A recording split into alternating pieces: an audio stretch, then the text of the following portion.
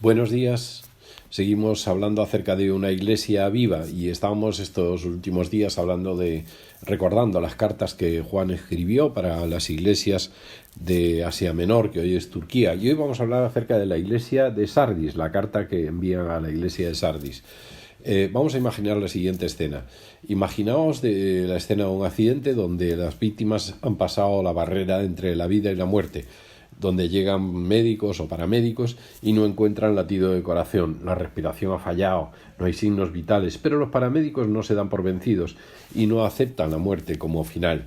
Empiezan a dar primeros auxilios, tal vez inyectan una medicina que estimule el corazón y dan respiración artificial. Por unos momentos tensos nada ocurre, pero luego la víctima empieza a toser y respirar y el corazón empieza a latir, bombeando esa sangre vital a la vida, a todas las partes del cuerpo. En unos momentos la víctima se estabiliza y en vez de llevarle al cementerio, le llevan al hospital, donde se recupera. ¿Se había muerto esta persona? Sin entrar en mucha discusión técnica o teológica, se podría decir que sí, estaba muerto. Si no fuera por el tratamiento experto de los paramédicos, el paciente hubiera muerto.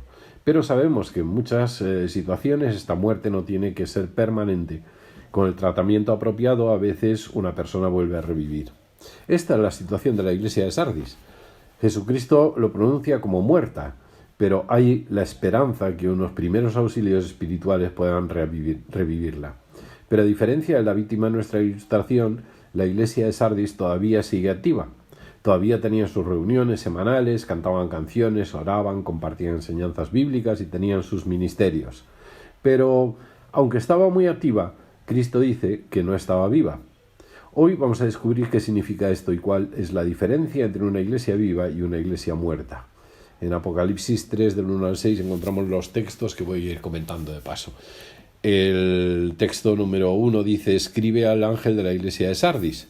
Sardis era una ciudad mercantil importante que se encontraba sobre una ruta importante comercial a unos 48 kilómetros al sureste de Tiatira. La ciudad se había enriquecido gracias a sus industrias como la joyería, los tintes, textiles. Era un centro religioso pagano donde se encontraba un templo de Artemisa, Diana para los griegos, cuyas ruinas todavía existen hoy. También había un templo grande para Artemisa en la ciudad de Éfeso. Es interesante que los arqueólogos hayan encontrado ruinas de un templo cristiano al lado del templo pagano. De todo lo que sabemos, los creyentes de Sardis no recibieron persecución como muchos de sus contemporáneos. Y también es interesante saber que Sardis era famosa por su necrópolis, su cementerio, a unos 11 kilómetros de la ciudad.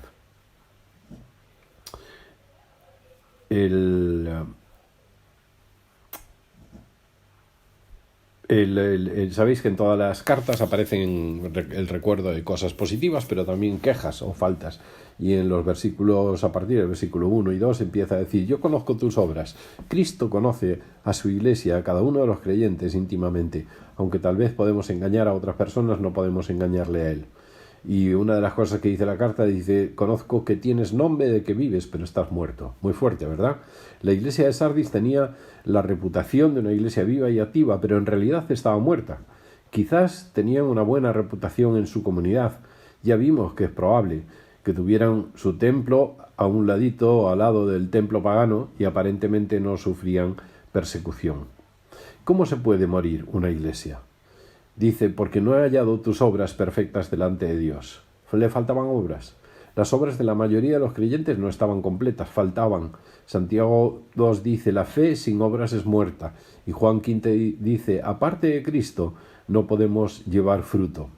Y dice también acerca de esa iglesia que habéis manchado vuestras vestiduras en el versículo 4. Y eso es falta de lavamiento. Si había pocas personas que no habían manchado sus vestiduras, quiere decir que la mayoría las tenían manchadas. Primera Juan 1:9 dice: el cristiano necesita un baño, una limpieza. Y Gálatas 5 dice: debéis andar en el Espíritu y producir su fruto. Tal vez podemos engañar a los que nos rodean, pero jamás engañaremos a Dios. Nuestra vida realmente está produciendo frutos para el Señor. Estamos en buena comunión con Dios. Hay una advertencia que hace Juan en esta carta y dice: sé vigilante y afirma las otras cosas que están para morir. Cristo está diciendo que habría unas pocas señales muy débiles de vida todavía en la iglesia de Sardis, pero que si no se despertaban pronto, aún esas morirían. Como en nuestro ejemplo de la víctima del principio, ya es tiempo de administrar los primeros auxilios espirituales antes de que se haga más daño. Ya era tiempo de que se despertaran y se dieran cuenta de la gravedad de su situación. Romanos 13 dice, es tiempo para despertar y cambiar. Isaías 60 dice, es tiempo para levantarnos y resplandecer. Y en el texto dice, acuérdate pues de lo que has recibido y oído y guárdalo y arrepiéntete. Acuérdate de lo que has recibido y oído de la palabra de Dios. No es falta de conocimiento, sino falta de aplicación.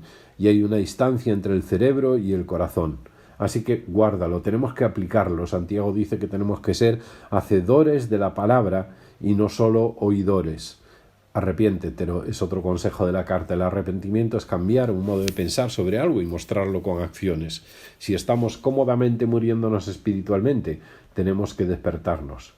Y termina diciendo, el que tiene oído, oiga lo que el Espíritu dice a las iglesias. Es un llamado que se repite en las 7 cartas. Este llamado es para todos los creyentes de todo tiempo, para nosotros también. Tenemos que oír y aplicar los consejos de Cristo. Pues si no velas, dice la carta, vendré sobre ti como un ladrón y no sabrás a qué hora vendré sobre ti. Si la iglesia de Sardis y las personas de esa iglesia no cambiaban, solo les esperaba juicio. Y el juicio sería en forma de sorpresa inesperada como un ladrón. Esto no se refiere a la segunda venida de Cristo, sino a su juicio para una iglesia y las personas que se llamaban creyentes, pero que su vida no lo demostraba. Si la iglesia no iba a ser un buen testimonio, sería removida. Termina con una felicitación. Dice, pero tienes unas pocas personas en Sardis que no han manchado sus vestiduras. Y había unas cuantas personas que sí tenían vida y no se habían manchado. Es interesante que Cristo usa esta imagen sabiendo que la industria de los textiles en aquella zona era muy importante en esa ciudad. Y se dice que era prohibido, aun en círculos paganos, acercarse a uno de los dioses con ropa manchada. Y la promesa es que tenemos la responsabilidad de mantenernos puros en medio de una sociedad impura. Y dice, para que seáis irreprensibles y sencillos, hijos de Dios en medio de una generación maligna y perversa, en medio de la cual resplandecéis en el mundo. Filipenses 2:15. Y la segunda parte de la promesa de la carta es que andaréis conmigo con vestiduras blancas, porque sois dignos. Andar con Cristo nos habla de comunión con Él. Si no confesamos nuestros pecados, no podemos andar en buena comunión con Él. Las vestiduras blancas, especialmente aquí en Apocalipsis, representan victoria y pureza por medio de Cristo y de su sangre. Estas son las promesas para los que se arrepienten y para los que y por fe tienen victoria. Son promesas para vida abundante en este mundo y para una vida eterna después. El que confiesa a Cristo delante de los hombres será confesado delante de Dios.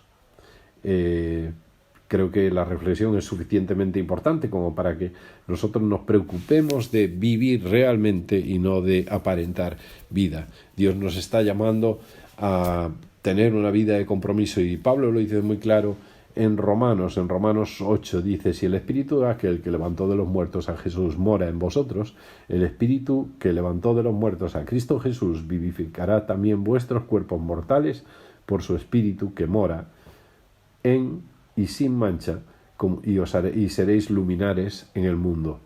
Así que, hermanos, deudores somos, no a la carne, para que vivamos conforme a la carne, porque si vivimos conforme a la carne, moriremos, mas si por el Espíritu hacemos morir las obras de la carne, viviremos. Que seamos una iglesia viva y no aparentemente viva. Buen y bendecido día.